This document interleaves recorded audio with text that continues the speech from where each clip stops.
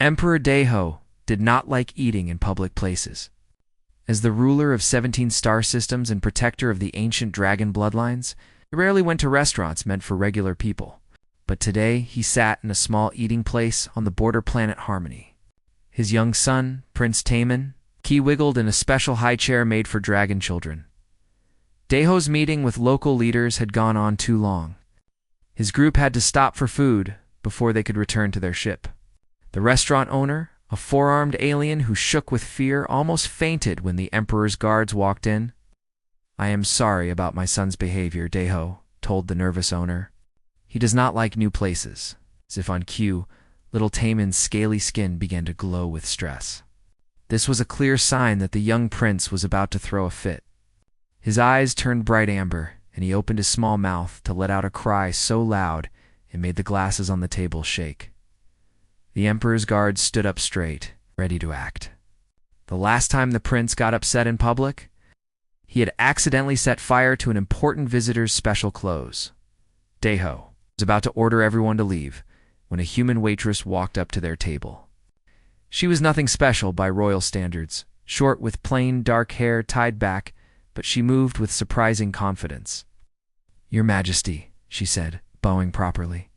"My name is Ji-yoon. May I help with the young prince?" Before Daeho could send her away, Ji-yoon began to sing. Her voice was clear and sweet, a simple tune that seemed to float through the air. To the Emperor's surprise, Taemin stopped crying right away. His scaly skin changed to a calm blue glow as he stared at the human with wide, interested eyes.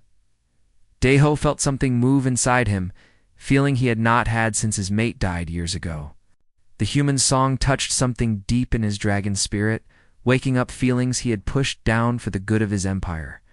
When Ji-yoon finished her song, she smiled at the now happy Dragonling. "My younger brothers and sisters always calmed down when I sang that song," she explained. "I thought it might help." "It did," Daeho said, looking at her with new interest. "Tell me, June of Harmony, how does a human know what a dragon child needs so well?" Goon looked surprised by the question. "I don't know, Your Majesty. It just seemed right." The other people in the restaurant were watching now, amazed that a simple human waitress had calmed the dragon prince when even his royal guards could not. "Perhaps there is more to you than meets the eye," Daeho said. His voice was deep and rumbling like distant thunder. Ji-yoon bowed her head. "I'm just a waitress, Your Majesty." "No," said the Emperor, watching as his son reached out a small clawed hand toward the human woman. "I think not." The royal guards looked at each other with worry. It was not proper for the Emperor to show such interest in a common human. The head guard, Captain Gaisu, stepped forward. "Your Majesty, we should continue our journey soon," he said. But Daeho raised a hand to silence him. "Bring our food," he told June. "And when you have time, I would hear more of your songs." Ji-yoon nodded and went to get their order. As she walked away, Daeho noticed his son watching her with bright, happy eyes. The young prince's scales were now glowing with a warm, golden light, a sign of joy that Daeho had not seen since the death of the boy's mother. "Your Majesty, Captain," Gaisu said quietly. "The council will not approve of this. Interest in a human." "The council does not rule the empire," Daeho replied. "I do." As they ate their meal, Daeho watched June move around the restaurant. There was something about her that seemed familiar, though he could not place it. When Taemin began to fuss again, she came over and sang another song. This one was different, told somehow, with words in a language that Daeho had not heard in centuries. "Where did you learn that song?" he asked when she finished. Ji-yoon looked confused. "I'm not sure. My grandmother used to sing it. She said it was very old." Daeho felt a chill run down his spine. The song was from the time before, when dragons and humans had lived together on the first world. No human should know such songs anymore. That knowledge had been lost when the two races split apart long ago. "June," he said, his voice serious, "would you consider a position in the royal household? My son needs a caretaker who understands him." The restaurant went completely silent. The owner dropped a plate, which shattered on the floor. No one moved to clean it up. "Me?" Goon asked, her eyes wide. "But I'm not trained for royal service." I know nothing about taking care of dragon children. You know more than you realize, Daho said. He looked at his son, who was now sleeping peacefully. Some knowledge is carried in the blood, passed down through generations. I believe you have such knowledge. Gun looked around at the shocked faces of the other customers and the stern looks of the royal guards. This would change my whole life, she said. Yes, agreed the emperor. But perhaps it would change it for the better. Perhaps it would change us all for the better. As he spoke, a beam of light from Harmony's setting sun came through the window, lighting up both the sleeping dragon prince and the simple human waitress. In that moment, Daho saw something he had not seen in many years, a path forward for his people, a way to heal old wounds. Think about my offer, he told June. We will remain on Harmony for 3 more days. You may give me your answer before we leave. As the royal group prepared to depart, Daho noticed that his son had grabbed onto Jion's finger in his sleep. The small dragon's grip was strong, as if he did not want to let go. It seems my son has already made his choice, the emperor said with a rare smile. I hope you will make the same one. 3 days passed quickly for Jiyoon. She spent most of this time thinking about the emperor's offer. On the morning of the 3rd day, she packed a small bag with her few belongings and walked to the royal landing area where the emperor's ship waited. The ship was huge and beautiful, with smooth sides that shone like metal but moved like water. Gun had never seen anything so grand up close. She stood at the edge of the landing area, suddenly unsure if she was making the right choice. Captain Gaisu spotted her and walked over with a stiff back. So, you have come, he said. His voice was cold. The emperor will be pleased, though many others will not. I can still leave if it's a problem, June said quietly. No, said a deep voice behind them. Emperor Daho had appeared without a sound, which was surprising for someone so large. You are most welcome, June of Harmony. June bowed low. Thank you for this chance, Your Majesty. Come, said the emperor. My son has been asking for you in his own way. They walked into the ship together. Inside, it was even more amazing than outside. The walls glowed with soft light, and the floors were made of a dark stone that sparkled with tiny stars. Gun tried not to stare, but it was hard not to. The prince's rooms are this way, Daho said, leading her down a wide hall. He has been difficult since we left the restaurant. When they entered the royal nursery, June saw what he meant. Young Prince Timon was floating near the ceiling, his small wings beating fast. 3 dragon nurses stood below him, trying to coax him down. The room was a mess, with toys and broken items all over the floor. He has been like this for hours, one nurse said, bowing to the emperor. He refuses to eat or sleep. Yoon looked up at the small dragon prince. His scales were flashing red and orange colors of anger and fear. Without thinking, she began to sing the same song from the restaurant. The effect was instant. Taemin stopped flying around and looked down at her. His scales slowly changed to a calm blue color. The prince flew down and landed right in front of Jiyoon. He made a happy chirping sound and reached for her hand. Amazing, whispered one of the nurses. We tried everything to calm him. Daho watched with interest. It seems my son has chosen his new caretaker well. Gun knelt down to be at eye level with the young prince. Hello, Prince Timon. Do you remember me? The Dragonling chirped again and touched her face with a small clawed hand. His touch was gentle, almost like a human child's. He likes you, Daho said. That is rare. My son does not warm to strangers easily. I'm honored, June said, smiling at the little prince. What will my duties be? You will care for my son, teach him, and help him grow, the emperor explained. But first, you must learn about us. Dragons are not like humans in many ways. For the next few weeks, June learned more about dragons than she ever thought possible. She learned that young dragons needed special heat stones to sleep on. She learned that they ate both meat and certain kinds of crystals that gave them energy. She learned that their scales changed color with their moods: blue for calm, gold for happy, red for angry, purple for sad. Most of all, she learned that Prince Taemin was special even among dragons. He was what they called a mixed blood prince. His mother had not been a full dragon, though no one would tell Jiyoon exactly what that meant. The prince's mother was different, said Lady Sunha, one of the kinder dragon nobles who helped teach June. The emperor loved her very much, but many did not approve of their union. When she died giving birth to the prince, those same people said it proved she was too weak for our royal line. That's awful, Jiyun said. No wonder the emperor seems sad sometimes. Yes, agreed Sun. And now some of those same people are unhappy about you being here. They think humans should not be so close to the royal family. But why? June asked. I'm just taking care of the prince. Sunha's scales rippled with a pattern that Jiyun had learned meant careful thinking. There is history between our kinds that few remember. The emperor knows it, though. That's why he watches you so closely. Gun had noticed this.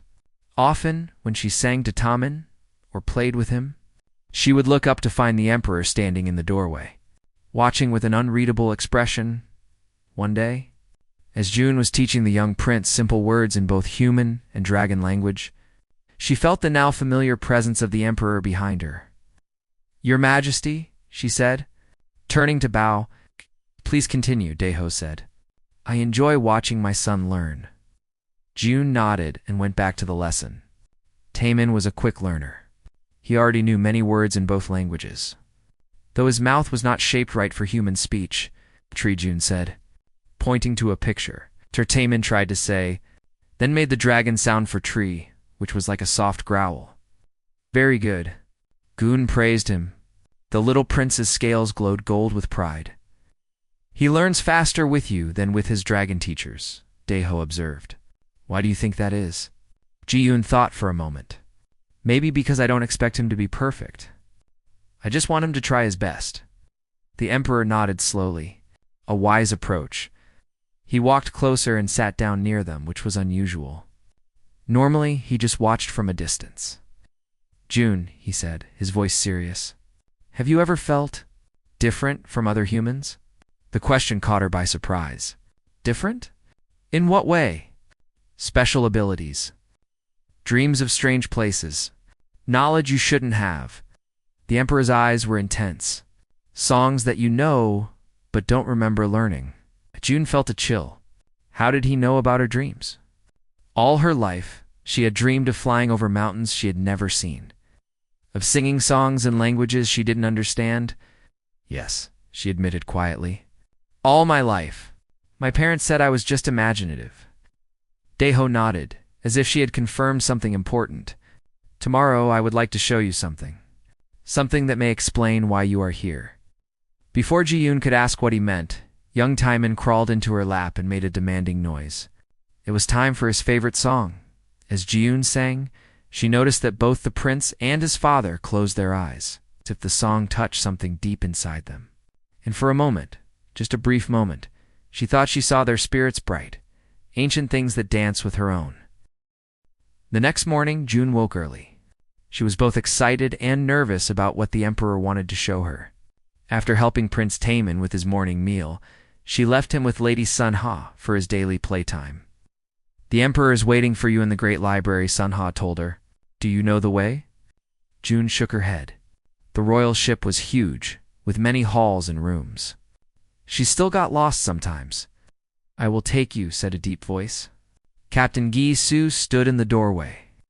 His face was serious as always. But Jiyun thought she saw less coldness in his eyes than before. They walked in silence through the ship. Guillaume noticed that they went deeper than she had ever been, down halls that were older and made of different materials. The walls here had pictures carved into them, ancient dragons and other beings Jiyun couldn't name. These carvings are from the First Age, Captain Gisu said, surprising June by speaking without being asked. Before dragons ruled the stars. Who ruled before? Gun asked. The captain gave her a strange look. That is for the emperor to tell you, if he wishes. They stopped at a large door made of dark real wood, not the metal or stone that made up most of the ship. Captain Gisu placed his hand on the door, and it opened slowly. The emperor waits inside, he said. I will return for you when your meeting is done. Gun stepped into the great library and gasped. The room was enormous, with shelves that reached up so high she couldn't see the top. Books, scrolls, and strange, glowing objects filled the shelves. In the center of the room was a round table where Emperor Deho sat waiting. "Come, June," he said, waving her over. "There is much to show you." Goon walked to the table and bowed. "Thank you for inviting me, Your Majesty," City said, pointing to a chair across from him. On the table was an old book with a cover made of something that looked like leather but shimmered with faint colors. "Do you know the history of dragons and humans?" Deho asked. "Only what everyone knows," Jiyun replied. "Dragons come from the core worlds, and humans come from Earth and the Outer Rim." The Emperor smiled slightly. "That is what most believe. It is not the truth." He opened the book carefully. Inside were pictures drawn by hand showing dragons and humans standing together. They weren't fighting or separate. They were working together, living together. Long ago, before the Great Divide, dragons and humans lived on the same world, Deho explained. "We called it the first home. We were not the same, but we were partners, friends, sometimes even family. In one, a human and a dragon stood side by side, with lines of light connecting them." "What happened? Why did we separate?" "War," said the Emperor simply. "A terrible war that nearly destroyed both our kinds. The details have been lost, but the end result was clear. Dragons went to the stars in one direction, humans in another. We forgot each other, or tried to." He turned the page to show a new picture. This one showed a human with strange markings on their skin, singing to a group of dragons. "But some humans were special," Deho continued. "They carried what we call the echo, a piece of dragon spirit inside a human body. These humans could speak to our hearts with their songs. They could calm our young, heal our sick, and remind us of what we once were." June felt her heart beating faster. "And you think I have this ... echo?" "I know you do," Deho said firmly. "No ordinary human could call my son as you do. No ordinary human would know the ancient songs without being taught." He turned more pages, showing her pictures of humans with dragons throughout history. In each picture, the humans were singing or making music. "The echo bearers have grown rare," the Emperor said. "For thousands of years, we thought they were gone forever. Then I met Taemin's mother." Jiyun looked up in surprise. The prince's mother was human. "An echo bearer." Deho nodded, his eyes sad. "Yes, her name was Hyun. She was the first echo bearer found in 10 generations. We met when I visited Earth on a diplomatic mission.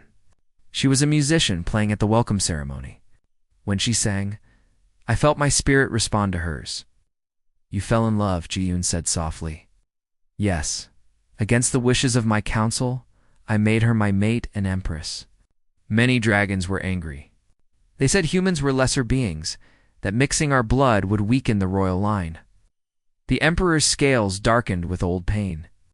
When she died giving birth to Taemin, they said it proved they were right." Jiyun thought of the little prince, how his scales sometimes moved in patterns she had never seen on other dragons. "So Prince Taemin is half-human?" "Yes.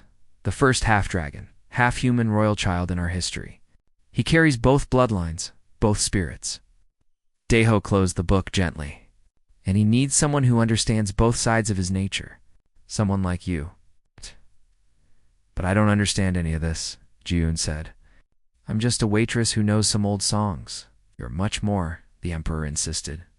"The echo in you is strong, perhaps even stronger than Hyun's was. You just haven't awakened to it fully yet." He stood up and walked to a shelf, returning with a small box made of crystal. When he opened it, a soft light spilled out.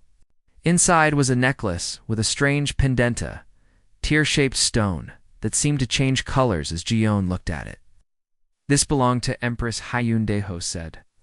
"It is a spirit stone, an ancient tool that helps echo bearers focus their abilities. I want you to have it." June shook her head. "I couldn't take something so valuable, especially something that belonged to the prince's mother." "She would want you to have it," the Emperor said firmly. Hyun believed that one day, dragons and humans would remember their shared past and find a way forward together. She believed our son would help build that future. He held out the necklace. "Will you help him? Will you accept what you are and learn to use your gifts?" Goon stared at the beautiful stone. As she looked at it, she thought she heard faint music, like distant singing. Something inside her responded to that music. Reaching for it like a plant reaching for light, slowly she reached out and took the necklace. The moment her fingers touched the stone, it glowed brightly, and the music in her mind grew louder. Images flashed through her head, mountains she'd never seen, stars and patterns she didn't recognize, and dragons flying alongside humans through a purple sky. "What's happening?" she gasped. "The stone recognizes you," Deho said, his voice filled with wonder. "It's awakening the memories in your blood, the ancient knowledge of the Echo Bearers." June put the necklace on with shaking hands. The stone rested against her chest, warm and somehow comforting. She felt different, more aware of everything around her. She could sense the Emperor's spirit, now vast and ancient, like a star burning bright. "There are others who would stop us if they could," Deho warned. "Dragons who believe humans should remain separate, who fear what the Echo Bearers represent. By accepting this path, you put yourself in danger." June touched the stone at her neck and felt a surge of courage that seemed to come from somewhere beyond herself. "I'm not afraid," she said, and was surprised to find it was true. "I want to help Prince Taman. I want to learn who I really am." The Emperor smiled, and for the first time, June saw hope in his ancient eyes. "Then let us begin." Over the next few months, Ji-yoon's life changed completely. She still cared for Prince Taman every day. But now, she also spent hours in the Great Library with Emperor Deho, learning about her echo abilities. "The echo is not just about singing," the Emperor explained one day. "It is about connecting spirits. Dragons and humans once shared this connection freely, but now it remains only in those like you." Goon wore the Spirit Stone necklace all the time now. It helped her focus her new skills. She learned to sense the feelings of dragons around her, to understand their spirit language that went beyond words. Prince Taman grew quickly. At 6 months old, he was already the size of a human 3-year-old. He could speak many words in both dragon and human language, and his fire breath was getting stronger. Goon had to be careful during their playtimes. "Again," Taman would say, bouncing on his sleeping stones. "Sing again, Ji." He couldn't say her full name yet, so he called her Ji. Ji-yoon didn't mind. She loved the little prince as if he were her own family. One morning, as June helped Taman practice his flying in the royal garden, Lady Sunha came to them with worried eyes. "The Emperor requests your presence in the command room," she said to Juhon. "It's urgent. I will watch the prince." June hurried through the ship to the command room. She had never been there before. When she arrived, she found Emperor Deho standing with Captain Gaisu and several other high-ranking dragons. They were looking at a large screen showing a star map. "Ah, Goon," the Emperor said when he saw her. "Thank you for coming quickly. What's happening?" she asked, feeling the tension in the room. "We have received word of trouble," Deho said. "A group of dragon separatists has attacked a human colony on the edge of our space." Goon gasped. "Was anyone hurt?" "Many," Captain Gaisu said grimly. "Both humans and dragons who tried to protect them." The Emperor's scales were dark with anger. "These separatists call themselves the Pure Scale Society. They believe dragons should rule alone, with no alliance with humans or other species. They especially hate the idea of echo bearers and mixed blood dragons like my son." Goon touched her spirit stone for comfort. "Why are you telling me this?" "Because they know about you," Deho said. "Somehow, they have learned that another echo bearer serves in the royal household. You may be in danger. We should increase security around the human and the prince," Captain Gi suggested. "Yes," agreed the Emperor. "But there is more we must do. June's training must be accelerated." Later that day, June met with the Emperor in a special room deep in the ship. The walls were made of a strange crystal that hummed faintly when she entered. "This is the echo chamber," Deho explained. "It was built long ago when echo bearers were common in the royal court. It will help strengthen your abilities." June stood in the center of the room, feeling the crystal walls vibrate around her. "What should I do?" "Sing," said the Emperor simply. "Sing from your heart and let the chamber amplify your echo." Goon closed her eyes and began to sing. She chose an old song, one that had come to her in dreams. As her voice filled the room, the crystal walls began to glow. The spirit stone at her neck grew warm, then hot. But it didn't burn her. She felt something new happening. Her voice seemed to split into many voices, all singing together. The song became more complex, more powerful. When she opened her eyes, she saw that the Emperor was surrounded by a soft light that matched the rhythm of her song. She asked, still singing. "You are touching my spirit directly," Deho said, his voice filled with wonder. "This is the true power of an echo bearer, to bridge the gap between our kinds. To remind dragons of the connection we once shared with humans." Over the next few weeks, June practiced in the echo chamber every day. Her powers grew stronger. She learned to direct her songs to specific purposes: songs for healing, songs for strength, songs for protection. The spirit stone helped guide her, sometimes showing her visions of ancient echo bearers using their gifts. Prince Timon loved to watch her practice. His mixed blood made him sensitive to the echo in a way pure-blood dragons were not. "Pretty lights," he would say, pointing to the spirit energies that Ji-yoon could now make visible with her singing. One night, as Ji-yoon was putting the prince to bed, she felt a strange chill. Her spirit stone turned cold against her skin. "Something was wrong, Ji," Timon asked, sensing her worry. "What's wrong?" "Nothing, little one," she said, trying to sound calm. "Time to sleep now." But as she sang his bedtime song, she wove in a protection melody she had recently learned. The air around Timon's bed shimmered slightly as the song took effect. Ji-yoon left the prince's room and found Captain Geese waiting outside. "You felt it too," he said. "It wasn't a question, right?" "Yes." Goon nodded. "Something's not right. The stone warned me." Captain Gizu had come to respect Ji-yoon's abilities over the months. "The Emperor is in a meeting with visiting officials. I will increase the guards around the prince's quarters." "I should check the echo chamber," Ji-yoon said. "It might show me what's wrong." The captain nodded. "I will send 2 guards with you." Gi-yoon hurried to the echo chamber with her guards. When she entered, the crystal walls were already glowing faintly, reacting to her troubled emotions. She stood in the center and began to sing a seeking song. The spirit stone grew warm again, and images appeared on the walls around her. She saw a ship approaching the Emperor's vessel. Inside were dragons with scales marked with strange symbols, the Pure Scale Society. "They're here," she whispered. "They're coming for the prince." Just then, a loud alarm sounded throughout the ship. The guards with June received a message through their communication devices. "Intruders have boarded," one guard said. "We must get you back to the prince." As they rushed back toward the royal quarters, explosions rocked the ship. Lights flickered and smoke filled some of the hallways. "That's the way," the second guard said, pointing to a side passage. "It's a faster route." June followed, but her spirit stone grew cold again. Something wasn't right about this guard. His spirit felt ... wrong. "Wait," she said, stopping suddenly. "You're not," before she could finish. The guard turned and struck the real guard, knocking him unconscious. Then he faced Ji-yoon with cold eyes. "Echo Bearer," he hissed, his disguise falling away to reveal scale markings of the Pure Scale Society. "Your kind should have died out long ago." June backed away, her hand clutching her spirit stone. "What do you want?" "The half-blood prince," the false guard said. "And you.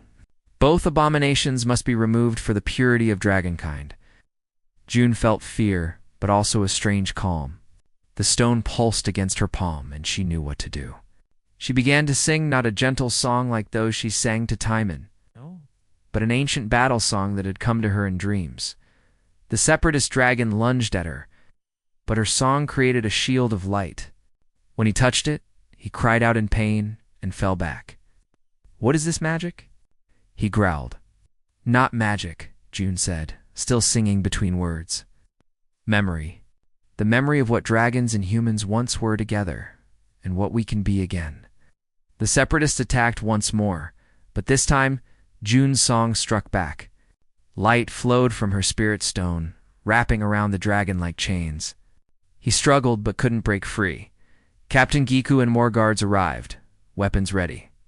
They stared in shock at Ji-yoon, holding the separatists captive with nothing but her song. "Take him," Ji-yoon said, her voice strained from the effort. "I need to get to the prince." As the guards took the prisoner away, Captain Ji-asu looked at Ji-yoon with new respect. "The emperor was right about you," he said. "You are more than just a caretaker." Ji-yoon nodded, too tired to speak more. Together, they hurried to protect the young prince who represented the future of both their kinds. Gune and Captain Geese ran through the smoke-filled halls toward Prince Taemin's room. More explosions shook the ship. Twice they had to stop and hide from groups of separatist dragons. "How many are there?" Gune asked, catching her breath during a brief pause. "Too many," Gi-su replied grimly. "They must have been planning this attack for months." When they finally reached the royal quarters, they found Lady Sun-ha fighting 3 separatists outside the prince's door. Though she was not a warrior, she moved with surprising speed and skill. "Help her," Gun told Gizu. Then she slipped past the fighting and into Taemin's room. Inside, she found the young prince hiding under his sleeping stones, his scales dark with fear. 2 more separatists were trying to reach him, but they couldn't get past the shimmering shield Ji-yoon had created earlier with her protection song. "Ji," Taemin cried when he saw her. "Bad dragons." "Stay down, little one," June said. Then she faced the separatists and began to sing. This time, she chose a song of revealing one that showed spirits as they truly were. As she sang, the room filled with light. The separatist spirits became visible, dark, and twisted with hate. But Taemin's spirit shone brightly, a beautiful mix of dragon fire and human warmth. "See what you're trying to destroy?" Gun asked the separatists. "See how beautiful he is, both dragon and human together?" One separatist covered his eyes. "Stop this witch singing."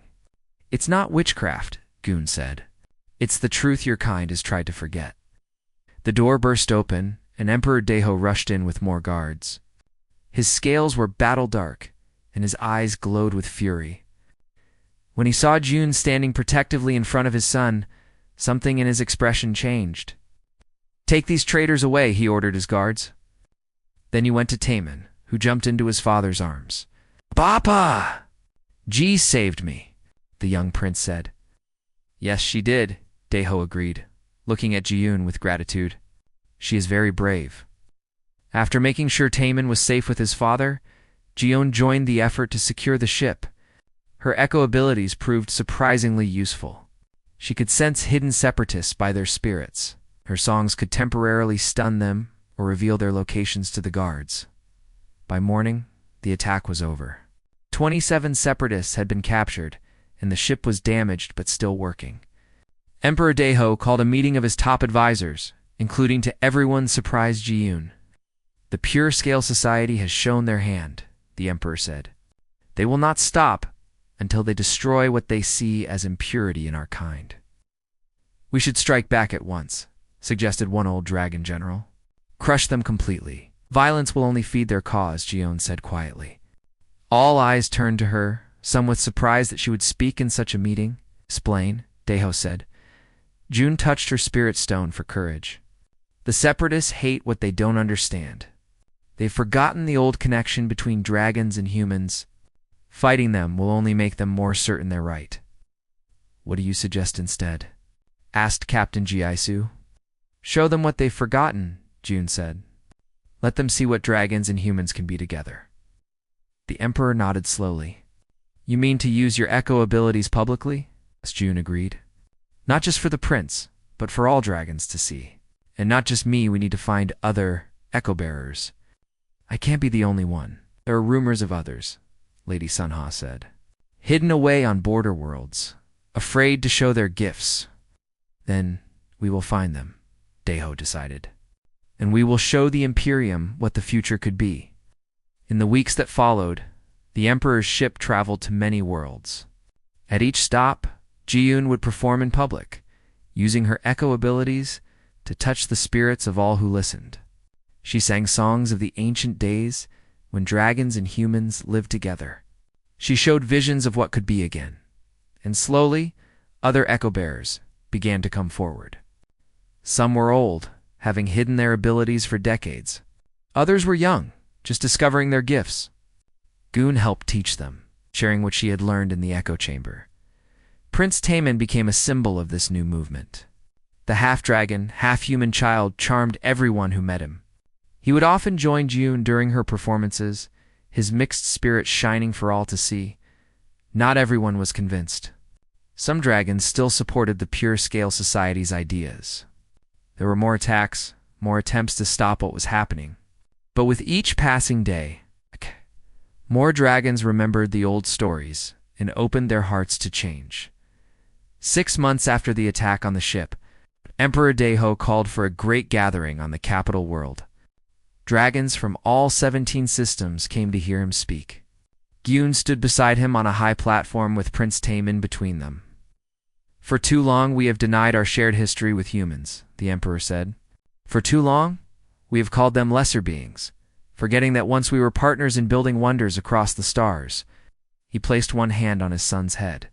"My son carries both bloodlines, both spirits. He is not weaker for it, but stronger. He is the future I see for all of us, not separate but united." Then he turned to Ju-hoon. "Show them," he said softly. June stepped forward. The spirit stone at her neck glowed brightly. Behind her stood 20 other echo bearers, each wearing their own stones.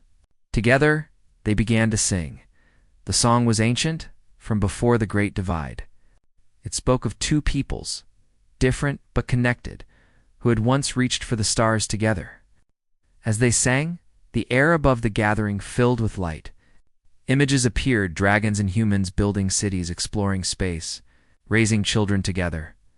The crowd fell silent, watching in wonder. Many of the older dragons had tears in their eyes, remembering stories told by their ancestors. When the song ended, young Prince Taman stepped forward. Though still small, he stood tall and proud. "I am dragon," he said in a clear voice. "I am human. I am both." A moment of silence followed. Then one dragon in the crowd bowed to the prince. Another followed, then another. Soon, thousands of dragons were bowing, acknowledging the truth they had denied for so long. That night, as Ji-yoon put Taemin to bed, the young prince asked her a question. "Ji, are you my mother now?" June smiled gently. "No, little one. Your mother was very special, and no one can replace her. But I will always be here for you, to help you grow and learn, like family." Taemin asked. Goon said, "Like family." Later, she found Emperor Deho in the ship's garden, looking at the stars. He asked if I was his mother. June told him. The Emperor was quiet for a moment. "What did you tell him?" "That I'm not, but that I'll always be here for him." Deho nodded. "His mother would have liked you. She believed that one day, someone would come who could finish what we started." "And what was that?" Goon asked. "Healing the divide between our peoples," the Emperor said. "Bringing dragons and humans back together, as we were meant to be." He turned to look at her, his ancient eyes warm. "When I saw you sing to my crying Dragonling that day in the restaurant, I felt my spirit respond to yours. I knew then that you were part of this story, our story." Gyun touched her spirit stone, feeling its warm glow. "I was just a waitress," she said with a small laugh. "Now I'm helping change the course of 2 civilizations." "You were never just a waitress," Deho said. "You were always an echo bearer, always meant for this path. You just needed to hear the song calling you home above them." The stars shone brightly, the same stars that had watched over dragons and humans for countless ages. Through unity and division, and now, perhaps, unity again, in his sleep, young Prince Taemin dreamed of a future where no one had to hide what they were, where dragon and human spirits danced together among the stars. And in that dream he heard Ju-hoon singing, guiding the way forward.